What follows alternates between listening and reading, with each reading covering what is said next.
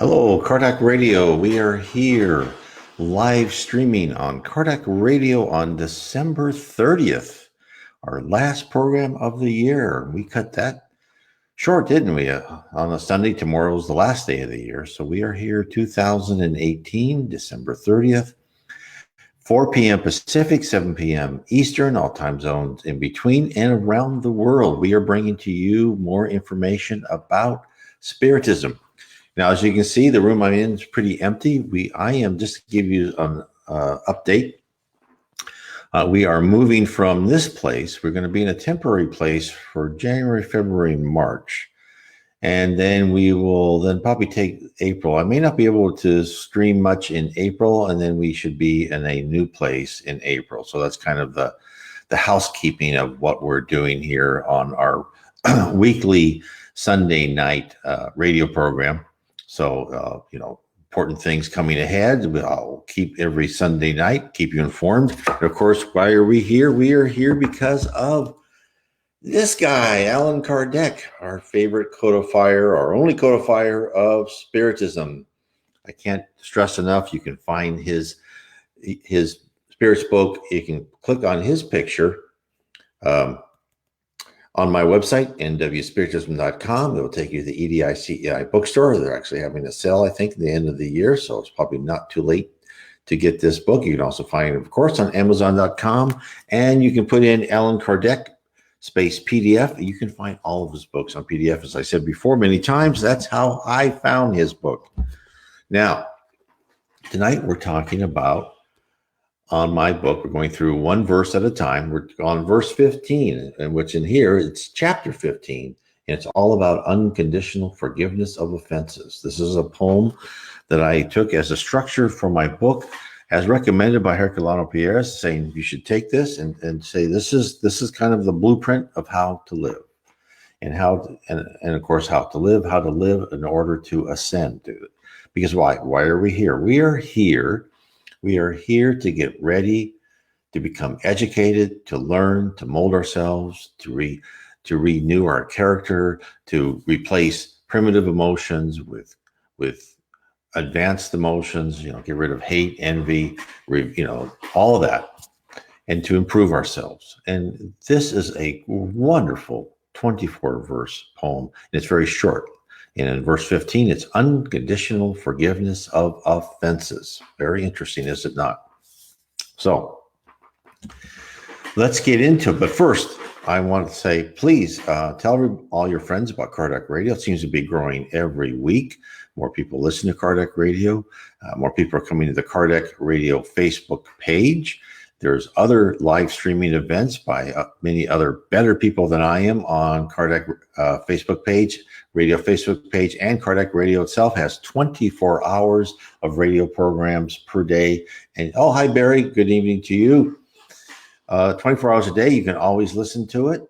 And of course, you can go to my blog, nwspiritism.com, and there's all sorts of articles on different aspects of Spiritism. I have the list of my books on the right-hand side, and I have, I recommend everybody to look at this series of 3 books, Heaven and Below, and this should really answer a lot of your questions. These 3 series of books were all done, brought by high spirits, talking to the Reverend G. Val Owen, and it's extremely revealing about the spirit world. And of course, in each one of the chapters, I go there, in each aspect that I'm revealing to you, I also put that against what's been told to us in the Spirits book, the Allan Kardec's book, Chico Xavier's books, Leon Denis, Yvonne Pierre. I try to bring all the different spiritist literature for you together. So now let's talk about, hello, Gian.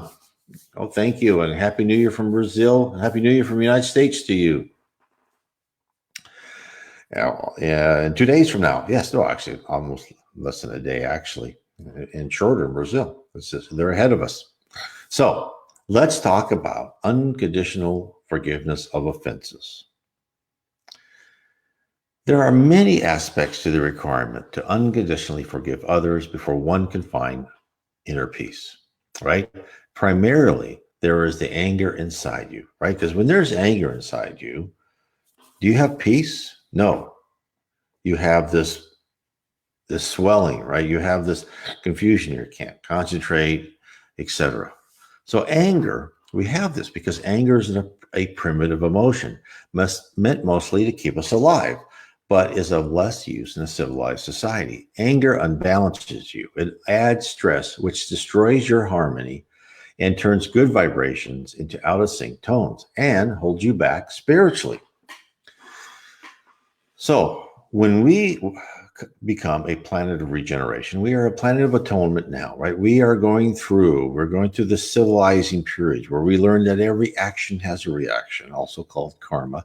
Not everything is that. Rodrigo of the Oregon Spiritual Society wrote a wonderful article that, the lot of experiences you go through are just experiences you need to round out. It's not necessarily because of some past action. So, be careful of that.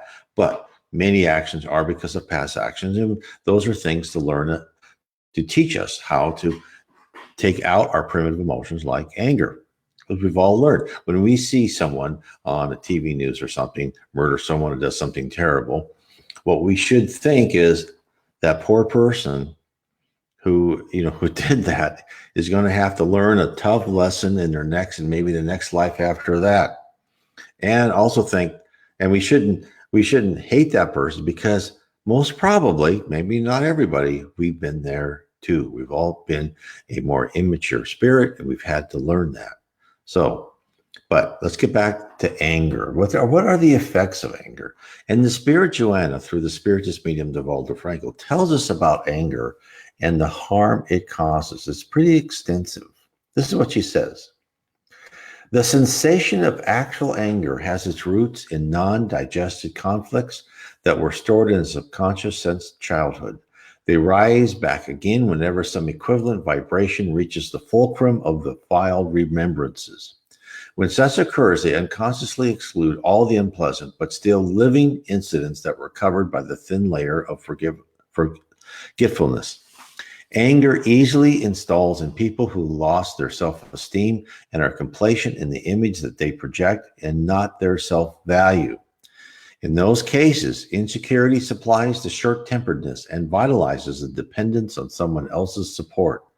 In conflict, the individual is unstable because one does not rationalize the unpleasant occurrences, preferring to react and affirming one's authenticity. That reaction is the launching of a smokescreen to hide one's deficiency. How many times have we seen that? She goes on. Every time anger is submitted to pressure and is not overcome, it produces damage to the physical and emotional body. At the physical level, those damages occur in the following forms. Vagal sympathetic disturbances such as indigestion, diarrhea, acid reflux, dysrhythmia, lack of appetite, or gluttony, self-punishment, and so forth. At the emotional level, those are expressed as nervousness, anxiety, and depression. Now, as she said, we can see the cumulative effects of anger may be physically disabling. A calm and serene lifestyle is mutually exclusive with smoldering anger. It cannot be achieved. Oh, hello, Rosalind. Happy New Year to you. Joanna tells us that absolute forgiveness doesn't solve anger. The root causes of anger must be sought out and corrected before the act of forgiveness effectively contributes to your physical and spiritual well-being. To fight the fires of anger within you, meditation and study should be pursued. Understanding that we have lived through hard trials in the past and experienced disappointments in our current life, coupled with the knowledge that we are all immortal spirits who have traveled through difficult episodes, will enable you to look at actions from a higher perspective. How many times have I said that? Kind of try to get on top of that 10,000-foot mountain and look down on your life. And that rocky road ahead of you when you're at the level of the path doesn't look so rocky. Looks more smoother because you're seeing it from a much higher point of view. That is what we need to do. We need to look at our life from a higher point of view and know that these difficult episodes are just temporary, right? And this will enable you to look at actions from a higher and not have them be so dramatically affect you. So Joanna says to handle anger at its source, this is what she recommends. When offended, the individual should express one's feelings to the aggressor, to friends without complaint or sorrow. One should show that it is normal, that one deserves respect, consideration as everyone else. So she's very succinct here. She tells us that it is also important not to allow anger to turn into resentment. Just like anger, resentment unbalances the body and may cause long-term illnesses. God gave us feelings for a reason. As a primitive spirit, we need strong emotions of fight or flight, right, in order to survive. Our path to spiritual growth is one of intellectualizing these feelings and turning them into methods of understanding others and focusing our will upon the task at hand. Once we comprehend that we are on earth to make mistakes, right? Just like the child who must repeatedly fail before mastering whatever they are attempting, we too are shepherded through multiple lives to allow us to overcome our primitive urges and replace them with positive attributes, which contribute to our eventual graduation to become a pure spirit. Spiritism promotes the 10,000-foot view of a story of many lives and experiences, in which we shall intersect with people who have been chosen as helpful agents or obstacles in our path, all for a specific purpose. Remember that when that person just usually there's that person at work, right, or some family member, just grates on you and grates on you. Most probably, that person is there for a purpose, and that is, and usually when someone grates on you, or it's like, it's let's say at work, who always questions you, right?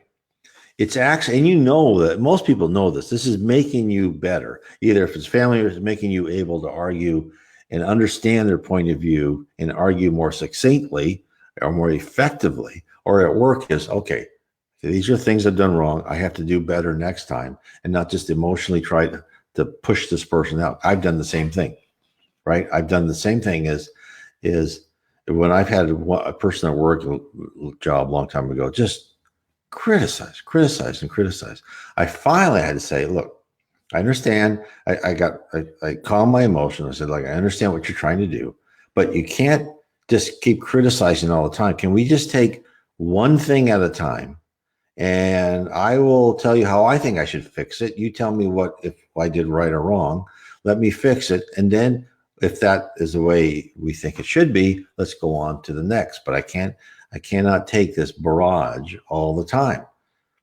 And that really helped. And that person was then really one of my greatest allies, because whenever I made a mistake, that person knew I would correct it. Because isn't that what we want to see in our children, right?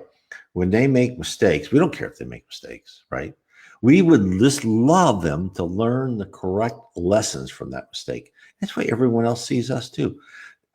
Maybe not everyone. Maybe there's people that are really mean, hopefully. But in the future, when we become a planet regeneration, we won't have that. But we just want people to learn from their mistakes. That's really what most of society wants. So once we realize this, right, when we see that 10,000-foot view and we realize these people and these things happen because of a purpose, and that anger becomes a counterproductive emotion, which only serves to delay our growth. Instead, with the foundation of spiritual knowledge, we understand our actions and the actions of others and use that to determine our current spiritual status. Analyzing every episode on earth in this manner changes the focus from our emotional state to our progress of our spiritual state, thereby exercising the powerful primitive agent of anger and resentment and replacing it with comprehension of the act in the overall scheme of our lesson plan. Once we are free of the clouding effect of our emotions, then and only then can we move to unconditional forgiveness. Now, first of all, forgiveness is hard for everyone, and unconditional forgiveness is really hard. I can remember seeing on the news where this poor woman was murdered, and the father of the daughter, and the murderer was finally, after 10 years or whatever, finally going to the death chamber, and he said, "Well, I forgive him." And I thought to myself, just before I was into Spiritism, I understood Spiritism and was introduced to it. I said, well, that's ridiculous. I'd never forgive him, right? That guy should be dead. And of course, now I understand is that most probably it was destined for his poor daughter, to be murdered for some past effect, past action that she had, and that the murderer really had the worst part of it. That's really, I'm sure that's not easy for people to understand, but the daughter paid and now got to experience what it was like to be murdered. And she was able to go past what she had done in the past, right? And in the future, she'll have a much better life. And that's really difficult to parse what I just said. If you look at it from the point of view that we were only on earth for 80 to 100 years or less on her poor part, and then that's it, right? What I just said makes absolutely no sense. But then if you look at it from the fact that we are immortal and that you had this one small episode of this life that lasted 25 years, and it was done in order to help you improve and get to the next level, it's not a big deal. Another example was short life. Emmanuel, who was the spirit mentor of Chico Xavier. And of course, now Emmanuel, just gives some background, Emmanuel's now reincarnated back on Earth. I think he's in his late teens now. And Chico Xavier will be his spirit mentor. But when Chico was born, I think around 1910, I could be wrong. And Emmanuel then, I think, met him later in life and was his spirit mentor. And Emmanuel is the spirit author of many great books like Paul and Stephen, which I recommend everyone to read. Paul and Stephen is just really, it was the story of the Apostle Paul. And it's the true story of Apostle Paul, as Paul told that to Emmanuel, and then Emmanuel communicated that to Chico Xavier. But let me get back to the point of a short life. Emmanuel, who was supposed to write these books, had not really been on Earth in the modern time. So he was given a pretty short life. I think he was born and he died in his early 20s. And it was mainly for him to learn modern Portuguese, or, during that time in the 1900s. And that's why. Now, to his family at the time, everybody around him was like, that was horrible. This guy was such a great guy, right? He had, he just had a short life. Well, but the short life was building upon something. So that's why when you look at these things over the huge long run, it all means something. It's really all for our own good. That's why we just have to remember that. Now, let's talk about unconditional forgiveness. So the best way for unconditional forgiveness, right, is, as I said, we need to study and self-improvement so that we change, and in doing so, we remove our predilection to be offended, meaning let's avoid forgiving whatsoever. Understand spiritism, understand people, understand where different people are on the different maturity level, right? That person who did a terrible crime may, in the next life after that, may ascend rapidly beyond us. And often we are our own worst enemy when it comes to stirring passions, right? Of course, I am. The best method to control our thoughts and our speech. The Spirit of Emmanuel cautions us to nip bad conversations in the bud. This is what he said. He says, undignified conversation always leaves traces of its inferiority whenever it has occurred. An environment of distrust immediately replaces the climate of serenity. The poison of unwholesome query spreads rapidly. After unedifying conversation, there's always less sincerity and fewer expression of fraternal strength. In its ignominious cradle are born the ghosts of slander that slips and slide amongst well-intentioned persons. Trying to destroy honest homes, inferior preoccupations arise from afar. Twisting respectable attitudes, criminal curiosity emerges, appearing where it has not been called, and emitted uncouth opinions that induce listeners to lies and insanity. Bad conversation corrupts the most dignifying thoughts. worthy conversation suffers its implacable persecution everywhere, and it becomes imperative for people to guard against its insistent and destructive siege. Now,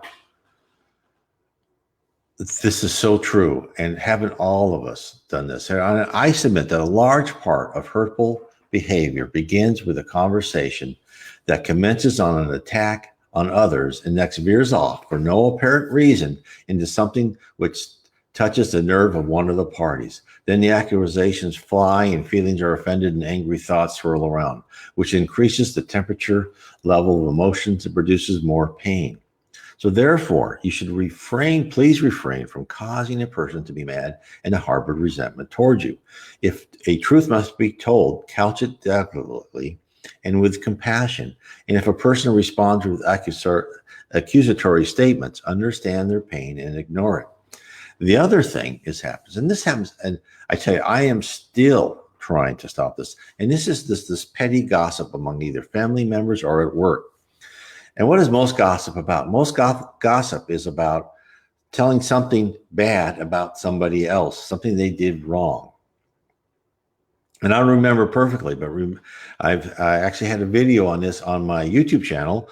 Of course, go back a bit on these talks, everything on Kardec Radio. I upload to my YouTube channel. You can get to my YouTube channel on the right-hand navigation bar, and it's YouTube, or you can also go to my BitChute channel. I load all these programs. And I have other programs, which I do Spiritism Explored and Explained. And on that, I actually put a small 4-minute video on Socrates, the test of 3, and I don't remember this perfectly, for gossip. And I believe it was 1, is it something good about the person? Is it something helpful about the person? And is it true? And if it's not one of those, don't gossip. And that's what Socrates, this is back, 400 BC, right?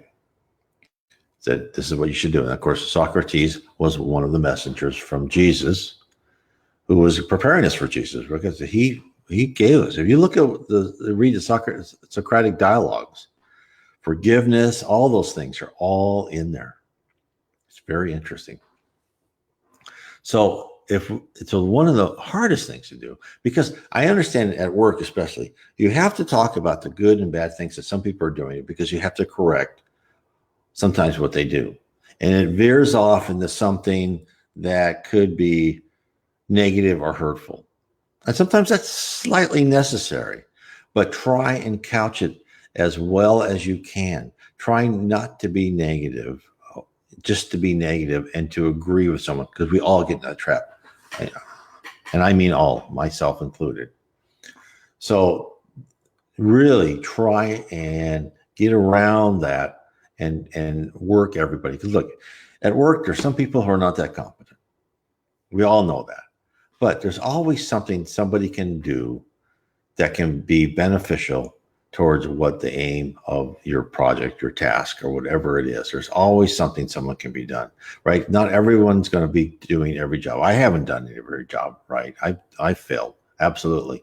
So, and then, there's a limit to everyone. So just kind of know that, and just love everyone as much as you can.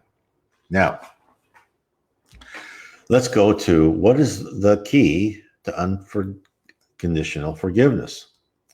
So what I've been saying, hello, Sylvia. Hello, and blessings to all. Blessings to you too, especially for looking forward to 2019. So unconditional forgiveness. The key is understanding. And the more you learn about why a person said or did an act that you felt was a grave offense, the easier it is to pardon them. And as you begin to forgive one after another, soon you will not find the need to comprehend exactly why an action was taken by a particular person. You will just know there must be a solid reason behind it. It's kind of like going through traffic. Now, when we were younger, and probably a lot of people still do, you would drive in traffic and someone would stop, right? And go, and you just, oh, why is this person stopping? Oh, why is this person taking so long to turn left or turn right or do something, but if you think about it, and every time you do something where you had a reason, like you're trying to read an address or weren't sure where to go or something, or there was a car, in front of you that was stopping and you had to stop. There's always almost 99% of the time there's no reason to get mad at that car who did that, because there's a good reason for it. The same thing people do, there was a good reason. Now, it may not be a reason you agree with, but they didn't do it out of spite to you. They did it because they thought it was the best thing to do. And that's what people usually do. They try to do what they think is the best thing to do. Now, to bolster this up, the spirit Neil Lucio writes about the talks that Jesus had in the homes of his disciples. And during one discussion, the subject of being rudely rejected when asking for payment of a debt came up. In response, Jesus told him the story of a wise teacher who, upon hearing from a student how improper he was treated as he went about the streets of Jerusalem asking for donations for the temple. And this, oh, Matthew, yes, right, yeah, I realized that a while ago. That's great, Matthew. That shows you're learning. So he was talking about a student as he went around asking for donations for the temple. And the student complained about a man who had just been offensive to him. And then the master, took the student by the hand, and both of them cautiously continued on their way. They hadn't gone very far when they looked back and saw the man fall to the ground, writhing in violent pain. Everyone rushed to his aid. They soon realized that that person who was rude to that student was suffering from deadly colic. They continued on their way when they came across a gentleman who didn't even stoop to respond to their request. He merely gave them a hard and rancorous stare. The teacher in the ward followed him, and when the strange character reached his home, they saw a small group of weeping people who were waiting for him, and that he joined them in copious tears. The two of them learned that the unfortunate man had come home to a dead daughter. They continued on begging on the street and were soon cussed at by a young man whom they asked for alms. Expectantly, they withdrew a ways, and after a half hour of observing him, they realized that the wretched man was merely insane. And the two continue on and found more reasonable explanations for antisocial behavior. Jesus, in his story that he told his disciples, he cautioned them to show mercy on these harried people, and instead of admonishing them, helped them to regain inner peace. In passages from the New and Old Testament, Buddhism, and other religions, plus messages from the spirit mediums, aren't the only transmitters of the need to be understanding and forgiving. People who have near-death experiences have come back with an even more personal story of the prerequisite for thinking before we emotionally strike back at a seemingly rude remark or action. Now, this woman named Amy, who had lived a life of agony, she had an NDE when she accidentally overdosed on pain medicine. And during her time in the spirit realm, she had a life review. Now, all this is in my one of my two books, The Spirit World Talks to Us, and NDEs interpreted by Spiritism, 12 NDEs interpreted by Spiritism. And of course, you can find that on my site, on the right side navigation bar. And I go through these near-death experiences and show people how Spiritism explains what they saw, why they saw it, what the choices they had, and what it meant. What were they trying? And what was happening in the spirit world as they were seeing all these things? Because you read about these NDEs, there's always a lot in common, but people always interpret them in a certain as they see the world. And what I'm trying to do on this is to interpret them as how the spirit world created this near-death experiences in order to say, okay, it's a timeout. Let's tell you some things you hadn't realized before. Let's give you an example of what should be done.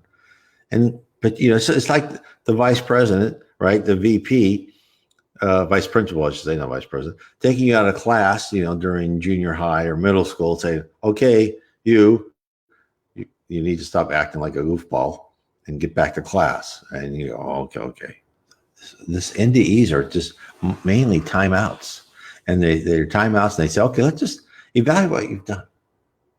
And then you, oh, okay. And then they kind of give you some more knowledge. Some people are given the gift of being able to really remember a lot. Some people less. They all feel emotion, right? And almost all of them come back saying, this life isn't the only life. I'm an immortal spirit. I mean, and of course, some NDEs are really frightening. There are NDEs that you go to terrible places. And that is a lesson, a hard lesson. So let's go with what Amy, what happened on her NDE. And this is what she said. I'll read what she wrote. I've lost my temper in horrible ways, and I have had great trouble with forgiveness. And yet I felt only love and understanding through the entire life review. What it felt like to me was that I was being given the opportunity and gift of being able to stand back and more fully understand and love myself. I was able to feel exactly what others around me had felt during my life. I understood how everything I did and said and even thought had touched others around me in one way or another. Let me stop there for a second. So, example in this book, okay, you read these NDEs and you read these people have these elaborate things and they're able to talk to dead uncles or aunts or see things that happened on earth even when they were dead, and read thoughts and all these different scenarios. And I explain in that because everything we do is recorded. Our thoughts, every emotion, everything. It's like your GPS on your phone. Your phone always knows where you are. Now, if you held that phone and that phone recorded everything you thought, not just said or did, even your thoughts, we are always watched. You have no privacy. Get over that, right? That is what's happening. They can take all this data. This is like the universal cloud. This is like beyond the by a factor of trillions of what we can do and store data. Then they can bring this data back and say, okay, this is what happened in this episode of your life. This is what you were thinking. This is what the other people were thinking. Now, and if you didn't do this, this is what could have happened. So think of the Monte Carlo simulations you'd have to do in order to go through every different thing that can happen. So also think about how complex it is for them to do our trials intersecting with, hundreds of thousands of other people. So let me get back to what she said. This is food for thought. So she said, I understood how everything I did and said and even thought had touched others around me in one way or another. I was even able to enter the minds and emotional centers of many who had been around me and understand where they were coming from in their own thinking, how their own personal views and life's experiences had brought them to the places each stood. I felt their own struggling and their own fears, their own desperate need for love and approval. And more than anything, I could feel how childlike everyone was. With every person I viewed, including myself, I was able to see and feel with a higher mind and eye. And the feeling I had toward everyone was nothing less than what a loving mother would feel for her own children at a toddler age. So what she just described, and she wrote this had nothing to do with spiritualism. She had no idea of anything on it. She described the revelations the spirits presented to her. She was able to stand aside away from the emotions assaulting her during her harsh conversations and see for the first time the fragile state of most people. And we know this. We know this because we're fragile. We all want some sort of saying, yes, good job, right? Some sort of affirmation. And you wanted that since you were a child. And of course we want that. But we also have to take where we analyze yourself and know that, oh, I did that wrong. I'm not going to do it again. What a dummy I was, right? But again, Joanna D'Angelis always tells us, don't look back and say, oh, that was horrible, and have that as the foremost of your mind all the time. She says that when we have regrets, it's like an arrow out of your quiver. It's already gone. It's gone. Analyze it and don't do it again. Joanna D'Angelis also says the only person who's weak is the person who says they are weak. So we can all improve ourselves. Now, let's talk about where this hurts really the most and the most pain. Because if, unfortunately, the vast majority of conflict and the place where the most emotional coin is spent is where? It's in the home. It's in the family, maybe the extended family. This is where understanding forgiveness should reign supreme. Now, children who are blessed have parents that wisely perceive the ravages of different ages upon both boys and girls and forgive their trespasses. And the Spirit to Angelus talks about the importance of trials within the home. This is what she says. The planet Earth, being a world of a still relatively primitive stage of tests and atonements, it is natural that in most family groups we see sufferings of all kinds, inviting to reflection and the search for inner illumination. As reincarnation has as its ultimate end the development of values that lie dormant in the spirit, the mistakes and sorrows that are the result of unfortunate past experiences need to be rectified, and so present themselves in different forms of distress. They can be manifested under an expiatory guise through the severe process of degenerative conditions, deafness, blindness, paralysis, irreversible mental disorders, or in the form of trials, in which are revealed as infectious contagious diseases, accidents, moral pain, psychological disturbances, behavior disorders, solitude, conflicts. There are few families where pain does not present itself as an invitation to spiritual ripening and to a deeper understanding of the superior purposes of existence. Many people assume that life on earth is an enchanting voyage to a land of illusions, an experience enriched only by pleasures and enjoyment, and so they forget its transience and the phenomenon that affect all, melting away those fantasies and bringing them back to reality. Therefore, suffering is the silent friend that infiltrates in the spirit in order to make it educate or re-educate itself, developing those latent feelings of love, compassion, and charity, so that it can reap inalienable treasures beyond the grave. Those resources make our real property because they follow those who possess them, while all the other possessions remain only as memories for those who utilize them and were forced to see them pass on to somebody else's hands. So it is the duty of all parents to enlighten their children about the vicissitudes present in our evolutionary path. What she's telling us is there is no safe space in life.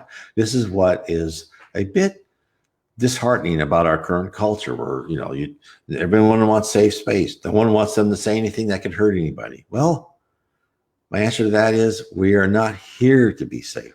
We are here to listen to other points of view, no matter how ignorant or abhorrent we think that point of view is. It is always instructive. And it also helps us to cultivate the filter is when someone who we think is ignorant spouting something that is destructive, is we can either try to argue with that person if possible, or we can filter it out and forgive them, but then tell other people why what they said was wrong. And of course, we all have that, especially in the home. And it is in the home that spirits emerge in newly born physical bodies to start their classes in the school of earth, as all of us have done.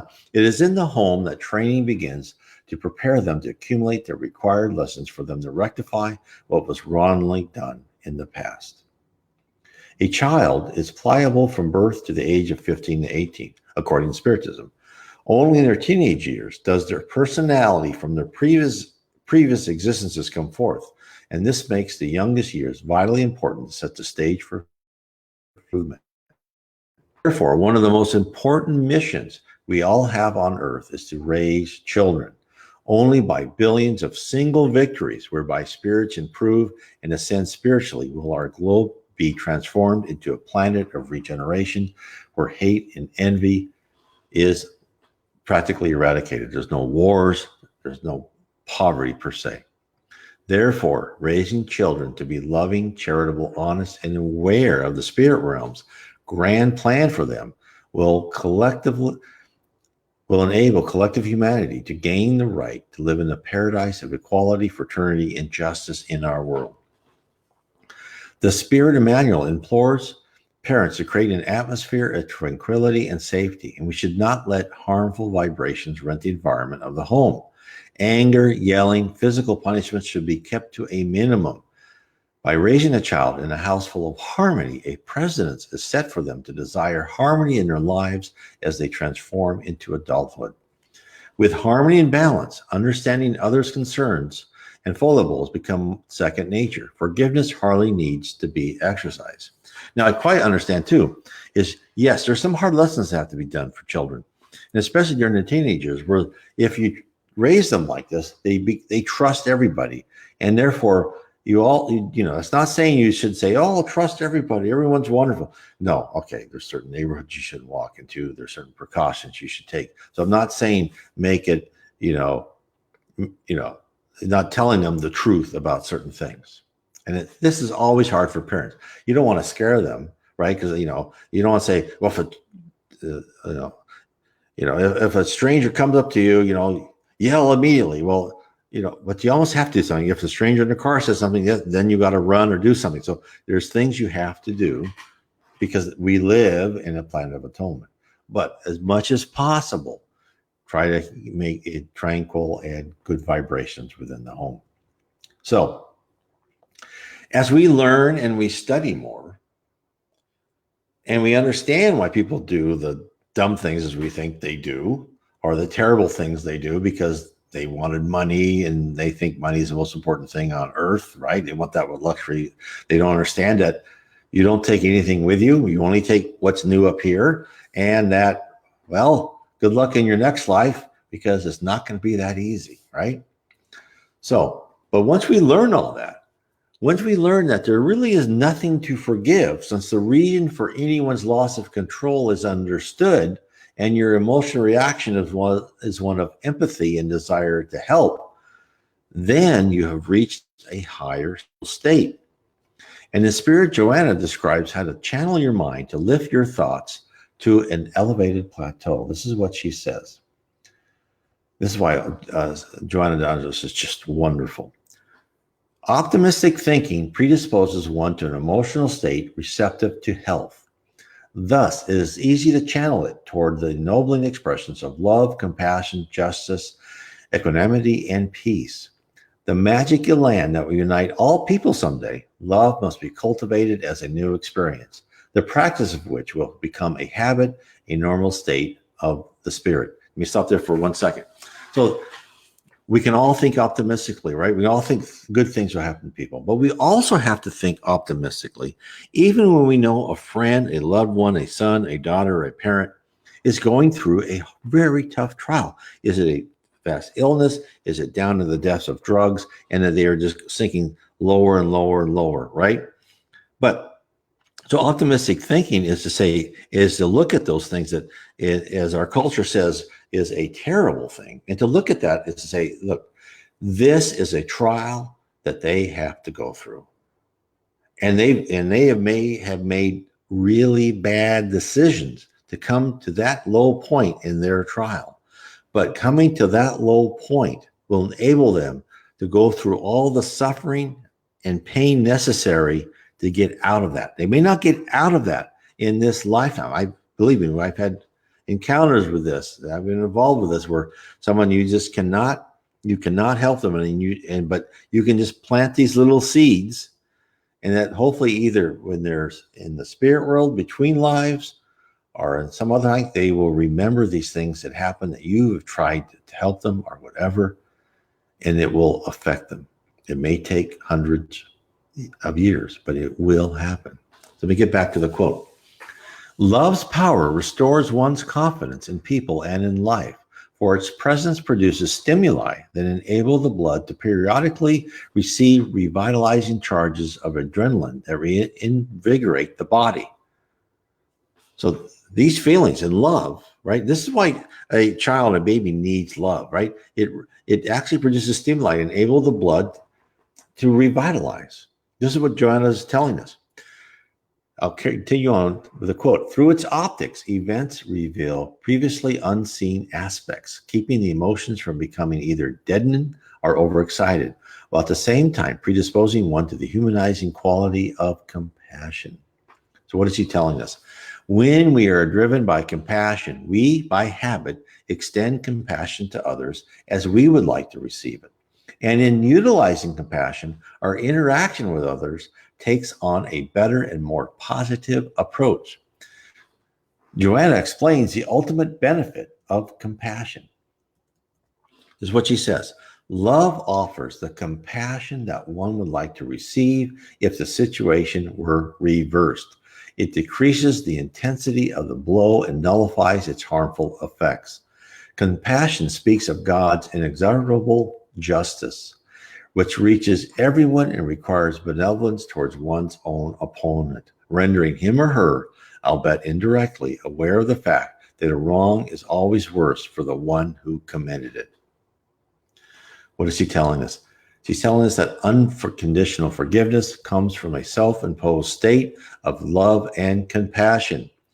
Training ourselves to peer out in the entire world through the lenses of affection and for all mankind prepares ourselves for rapid spiritual advancement and to assist others in their planned life events.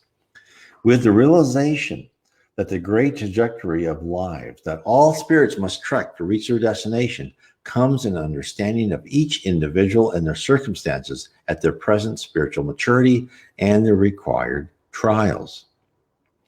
Spiritism provides the framework for changing your life in a perspective of how you affect the lives of those around you. Your positive attitude and non-judgmental demeanor will enable delicate spirits to withstand their harsh episodes so that you and your family and friends may help the entire planet become the paradise it so wishes to be. And believe me, I understand this is hard because everything we see on the news in our culture is all about pointing out everyone else's mistakes and not in a not nice manner.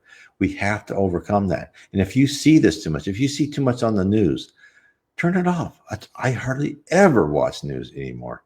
And if I do, it's only one where it's really news and not opinion. You have to kind of protect yourself against these negative emotions that overcome you and try to get yourself into a positive feeling and positive harmony. You will feel so much better. And of course, I go through all this in my book, How to Live Inner Peace Through Spiritism. And you can click on the link in my my blog, nwspiritism.com. I have the picture of the book. It's on Kindle or paperback. Tell your friends about it. I believe it really should help you go step by step how to make yourself so less stressful. I cannot tell you how much better I feel and that in the whole family feels since my wife and I both found Spiritism, discovered Spiritism together. What that does for us, we don't have the little fights. We still have little fights, of course, but they don't escalate, right? With the kids, things don't escalate. It's just so much healthier, but it takes a lot of effort, and it doesn't happen overnight. I've been going through this process for years. And I'm not where I want to be at all, but every year gets better. And when something bad happens, my wife and I just go, oh, well, I guess we'll learn from that. When you lose money on something that you did something stupid, you go, well, okay. And we just know, right? Money and luxury and those type of things, they're not why we're here. We are here to reprogram ourselves, right? We are not this carbon-based life form that was born and then will die and disintegrate and go back to Earth and be gone forever. We are this complex soul. We are the spirit, and all spirits are truly created equal. All spirits, well, someday will ascend to the highest level. You too will be an angel of great power and goodness. You too will one day be just like, Gabriel or other angels talked about in the Old New Testament. You will one day come to earth and help some struggling group of human-like, immature souls learn and become better people, better improved spirits. That is your destiny. So I want to thank everyone for being with me tonight. And I want to wish everyone, God bless everybody. Have a happy new year, a safe new year. and enjoy yourself. Tell your friends. Please share this this talk I've had on Cardiac Radio. Tell people about nwspiritism.com, the BitChute, and the YouTube channel. Please put these messages out so people can feel more relaxed. Tell them that it doesn't cost anything. No one wants any money. Every time, oh, Happy New Year to you. Every time I went to a Spiritist Center, and when here or in Brazil, no one ever asked, for money. They might ask for some, if you're a member of the Spiritist Center, to help the poor and help the center go. But that's it. It's, the books, you can find books in PDF. My own book, Spiritism 101, The Third Revelation, on my Facebook site, Spirits in the Spirit World Around Us. And you go to the file section, it's on PDF.